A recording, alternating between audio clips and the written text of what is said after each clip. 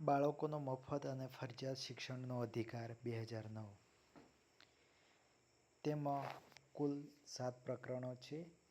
તેમાં પ્રથમ પ્રકરણ પ્રારંભિક છે,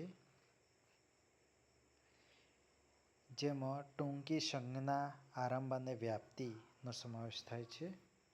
આ અધિનિયમો બાળકોનો મફત અને ફરજિયાત શિક્ષણનો અધિકાર નિયમ 2012 કહેવાશે. ત્યારબાદ પ્રકરણ 2 મફત અને ફરજિયાત શિક્ષણનો અધિકાર. તેમાં વિદ્યાર્થીઓનો પ્રવેશની તારીખે જે બાળકની ઉંમરનું 6ઠ્ઠું વર્ષ પૂરું થયું ન હોય તેવા બાળકને સામાન્ય રીતે પ્રારંભિક શાળામાં પ્રવેશ આપવામાં આવશે નહીં.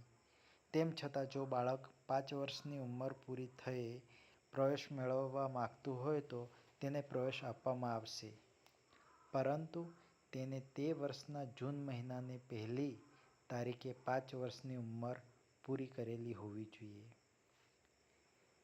બીજું છે ઉંમરના પુરાવા તરીકેના દસ્તાવેજો.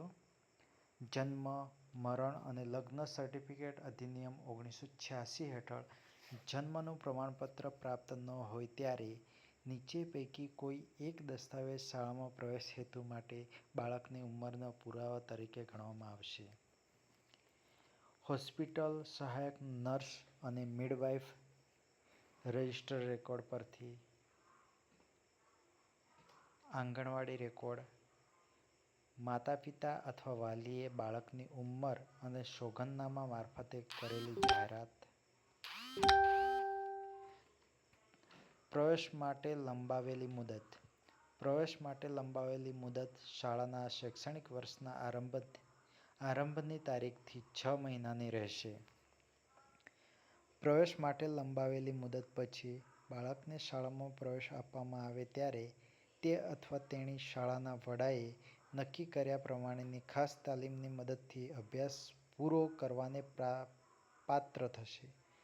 ખાસ તાલીમ. શાળા વ્યવસ્થાપક સમિતિ, સ્થાનિક સત્તામંડળે ખાસ તાલીમની જરૂરિયાત હોય તેવા બાળકોને ઓળખી કાઢવા જોઈએ અને તેમને તાલીમની વ્યવસ્થા કરવી જોઈએ, જેવી કે ખાસ તાલીમ કલમ નંબર 29(1) માં નિર્દિષ્ટ કરેલ શૈક્ષણિક સત્તામંડળે મંજૂર કરેલા વય-યોગ્ય અધ્યયન સામગ્રી ખાસ પ્રકાર તૈયાર કરેલ રીત આધારિત હોવી જોઈએ. તે શાળાની જગ્યામાં યોજેલા વર્ગોમાં અથવા સુવિધાવાળી રહેઠાણની જગ્યામાં યોજેલા વર્ગો મારફતે પૂરી પાડવી જોઈએ. તે શાળામાં કામ કરતા શિક્ષકો અથવા તે હેતુ માટે ખાસ રીતે નીમેલા શિક્ષકો દ્વારા પૂરી પાડવી જોઈએ. ખાસ તાલીમનો સમયગાળો ઓછામાં ઓછો 3 મહિનાની મુદત સુધીનો રહેશે, જેને અધ્યયનની પ્રગતિના સામયિક મૂલ્યાંકનના આધારે લંબાવી શકાશે.